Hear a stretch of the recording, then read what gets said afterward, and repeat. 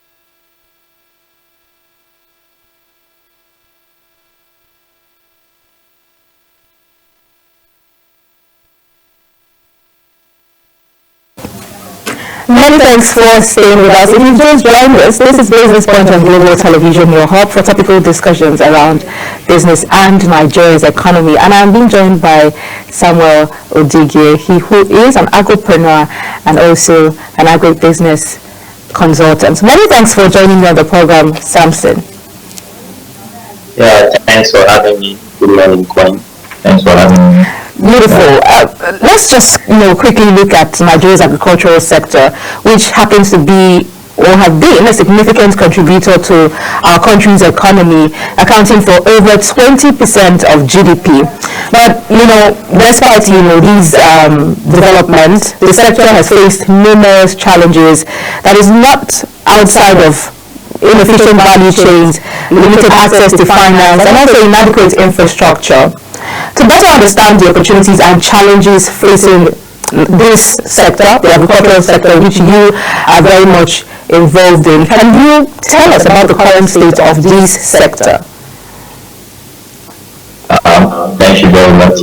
Yeah, so I think you already highlighted some of the challenges, which of course is the knowledge that is there for everybody to see. I think one of them that is really an issue now currently, whether it's inadequate financing or poor yield or all the other factors you mentioned. Most of them, Nigerians are finding ways to overcome them and still bring out great investment opportunities in the agricultural sector. But recently, with security, I believe that the government must do more in helping to make sure that the spike of insecurity that is rising currently is brought under control, especially within farming communities. Yeah, but nevertheless, Nigeria's, in terms of opportunities, the opportunities within the Nigeria agricultural space is enormous.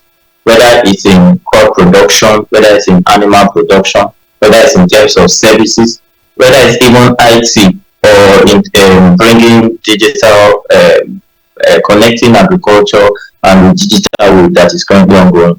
there are numerous opportunities for Nigerians to come into the agricultural sector. And I want to also see this as an opportunity to appeal to Nigerians that agriculture is not for the uneducated. Agriculture is not a retirement plan. Agriculture is not the last. It's not the last. I would like to say the last thing we fall back to when every other option does not work.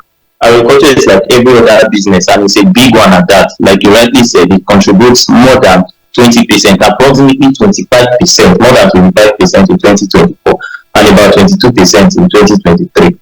So we can see that I think it was additional and the Director General of the African Development Bank that said that in no time, the African population will cross 1 billion and the Nigerian population will triple. I think in this particular decade to up to 400 billion. All these people we need to feed. They will need to feed at least once a day. Imagine if you as an individual you are feeding 100,000 Nigerians in a week at a profit margin of just 10 naira. You can imagine what amount of money you'll be talking about in just a week. And I want to ask, is there any food called today that is sold at 10 naira profit margin? You agree with me that no. So there are a lot of opportunities within the space. We need the best minds, we need the best ideas, we need as much young enterprising people to come into this space. There is so much opportunity. Yeah. So thanks.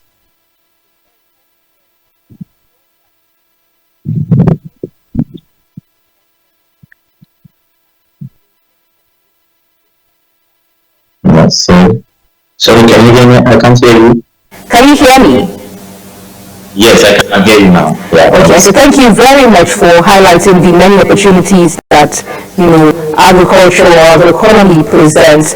But despite these many opportunities, one of the most, I know you highlighted a few yesterday, but one of the most, I just want you to reiterate for our audience today, the most promising areas for investment in the value chain, in agricultural value chain. All right, thank you very much. So just highlighting investment opportunity areas. Number one, I mentioned yesterday, grain agriculture. Grain agriculture, in fact, Nigeria is Africa's largest producer of rice, but we're also among the world top consumer of rice. Our rice deficit, in terms of deficit, supply and demand deficit is more than 30%. That means there's a large chunk of the Nigerian market that the current production rate is not able to meet up. And rice is kind of, it's not an easy crop to produce, especially manually, but mechanically, it's one of the most efficient crops to produce. It's in 3 months, we have rice that in 3 months is already matured. The new rice that is being brought out now by the Nigeria rice research centers, in 3 months, Paro 59, Paro 60, Paro 44, within 3 to 4 months period, most of these rice are ready. And I want to also highlight this. Many people always think that rice only do well in lowland, wetlands areas. Of course, there's wetland rice. There is what they call the swamp rice, like the Paro 44, like the Paro 66. Those are varieties. Those are swamp rice varieties. We also have the upland rice that can do well as far as there's abundance of rain, especially in southern Nigeria, in the southern belts, in the upland areas of southern Nigeria. Paro 59 can do well, Paro 60 can do well. These rice varieties, within 3 months they are ready. Also, there's soybean. Soybean is in very high demand and it can do well. Many people, especially in the southern parts of Nigeria, they think that soybean cannot do well. It just depends on planting time. Soybean is best planted at the end of the rainy season. I think from end of August down. And when you plant it, we have the 3 months soybean, we have the 4 months soybean. They can do well. We have sesame seed. Sesame is one very high value crop that is currently in the market that people are buying. I think a bag of sesame are sold nothing less than 100,000 over the past 1 year. That is even at the glut level when it's all over the place. When it's expensive, you can see a bag for more than 200,000. And with just few plots of land, you can get quite some bags of sesame.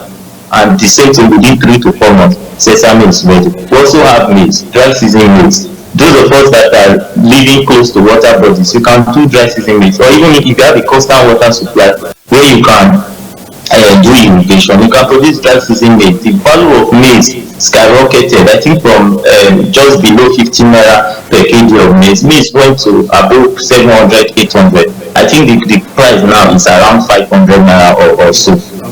So maize is dry season maize is very important. And I want to also point this out. So many Nigerians are involved in fish production, fish pond production. Yeah, your fish pond water, don't waste it. A lot of us waste our fish pond water. That fish pond water, you know, there's fertilizer in fish pond. As we are putting in that, we are putting in those things for the fish to eat. Those things decompose inside the water. And as you release the effluent, the water from your pond, that water you release create a channel for it. Let it irrigate a place where you can do ridges, and the water can be in between the ridges. With that water alone, you can grow crops like cucumbers, you can grow maize, you can grow tomatoes. With that irrigated area, you can grow fruited pumpkin, which is popularly called ugu. So there are a lot of investment opportunities. And let me even also delve on fish farming. If you live close to water bodies, I think most of our water bodies are underwater, like streams, rivers. I love what is happening when I went to a place called Ute in Edo State. If you go along that river, it's just a small river, a stream that they call the Koba River. You will see a lot of fish ponds, thousands of natural fish ponds. Why is it ideal? Because you don't need to have too much. You don't need to do an artificial borehole to pump water. You just dig, and then you have your pumping machine that you can easily pump water out either from the river or even from the low water bed that is below. And the fish will look as if they're in their natural environment. Such fish are more nutritious. So I believe most of our water bodies are underutilized in this regard. We also have tree crop plantation establishments. Those of us that have access to lands, maybe in our villages, maybe you are a land banker, you have what it takes to buy a large portion of land. Don't leave those lands fallow. And you want to leave this land and you want to sell it maybe in the next 5 years or even for 10 years in the longer term. Go and buy it. Put cashew. Put a big land. What is a big land? Called bushman before burner. Put maybe oil palm, tree crops. These are high value crops, high value tree crops. Put cocoa. The value of cocoa land is so high because the chocolate industry is like it generates more than 5 billion annually. And I feel Nestle PLC, the Swiss company, is taking huge advantage of this. So I feel like there are numerous opportunities. Or should I talk about short season crops like ugu, like tomato production that you can use your household waste to produce? If you allow your household perishable waste like your plantain peels, your yam peels, your eggshells, those things that can decompose in your house, you put those waste in a bag or in a hole just at your backyard and allow it to decompose. Spread it over an area of your compound. Just spread it over time. Your tomato seeds, you can get tomato seeds from the seed shop, or even the ones that you buy from the market. Spread it over there. You will see it in the next season. You will not buy tomatoes over a period of time. You pepper. Those things that they may not be investment opportunities, but these things will help to reduce your expenses on food. The expense you spend or your household spend on food monthly will be greatly reduced during the period of this. If there's time, I'll talk about snaring. Snaring is one very quiet way that you can generate income from your backyard. You can use old tires for snaring. You can even use a mosquito net. Your old mosquito net, don't throw it away.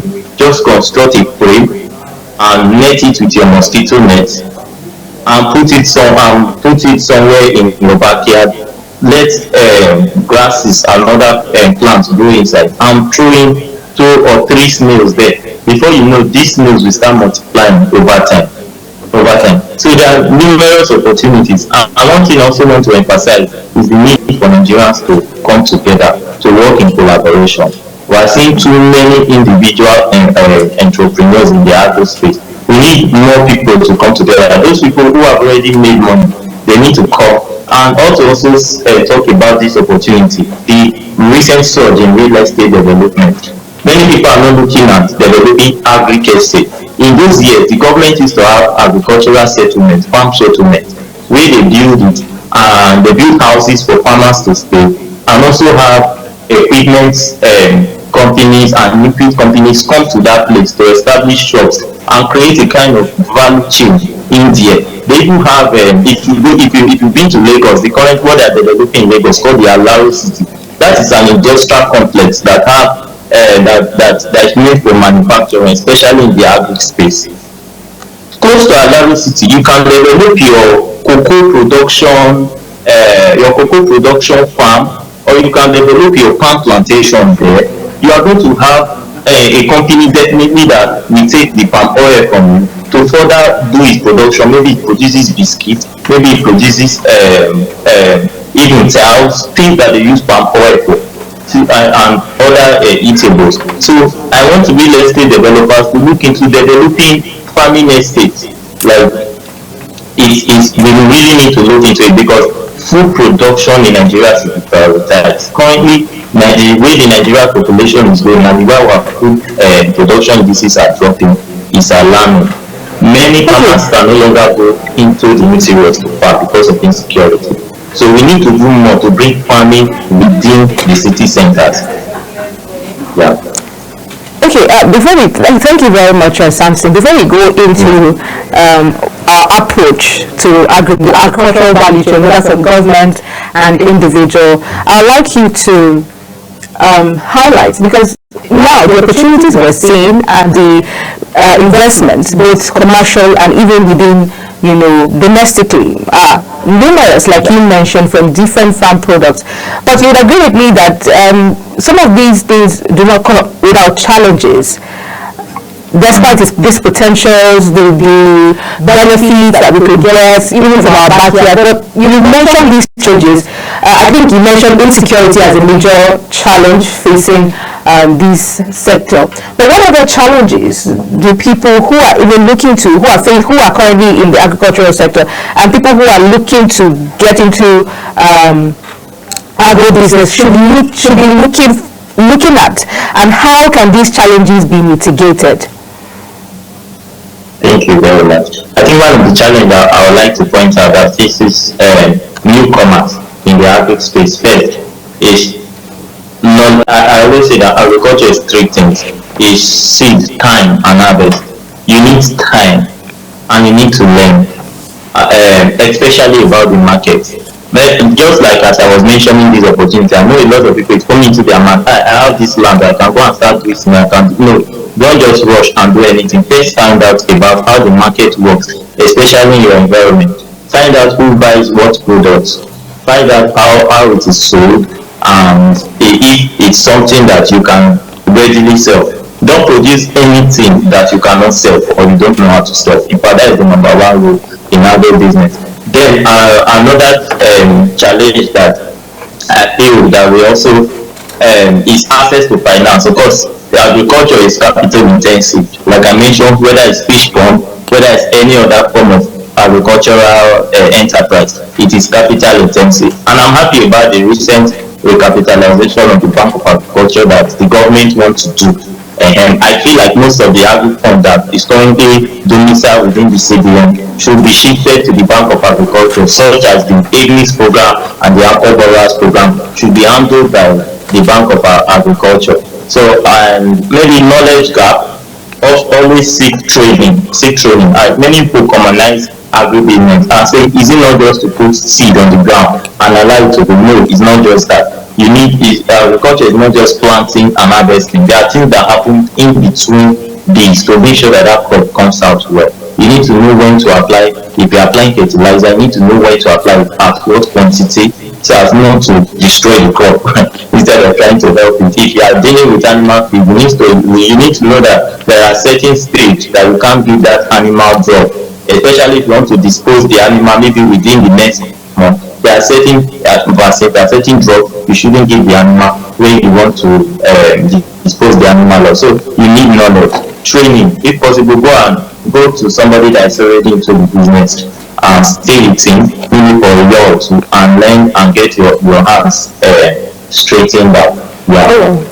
So basically, those are what I've done. Yeah. Okay, I'm just going to ask you this last question, which will be the way forward now, looking at the potential, looking at the challenges, and what is the way forward? How can we have a clear understanding of the way forward? What are the key priorities and recommendations that you would prefer for developing the agricultural sector?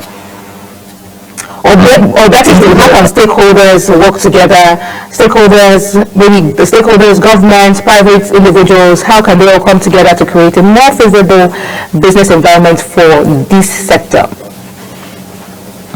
Thank you very much. I think from personally, let me start from the government angle. I feel the federal government is doing too much in agriculture. I think what the federal government should do should restrict itself on its policy and guidance. The main responsibility of agriculture and food production should fall within the confines of the state and the local government. Our state government need to do more, like what the Niger state government is doing, bringing in tractors, bringing in inputs. That is the approach. Our state governors, all state governments should make sure they create agricultural hubs in every local government in their states. They should, what is an agricultural hub? An agricultural hub is like a place where you just bring a large expanse of land, a large area, and you dedicate it for agricultural production. There can be areas for fish. You invite in new fish suppliers. Maybe you bring in Indorama for fertilizer. You bring in top food.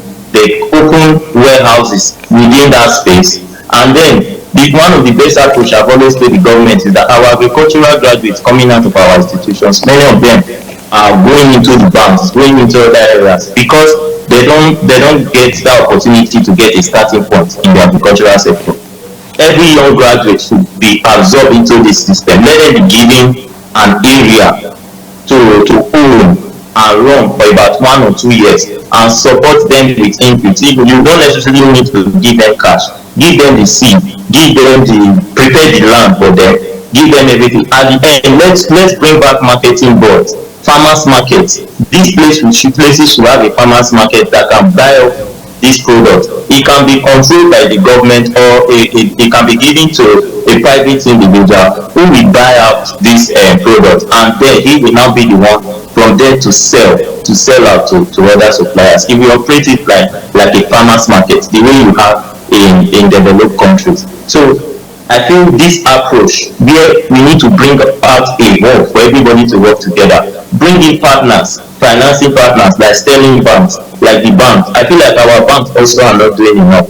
Our banks even banks can develop this kind of hub. They can invest in it, just like the banks are giving people money to do real estate. I know because agriculture takes time, many banks are not willing to put in money. Government should bring out a policy that will compel banks to make a particular percentage of investment into the agri space within a particular period of time.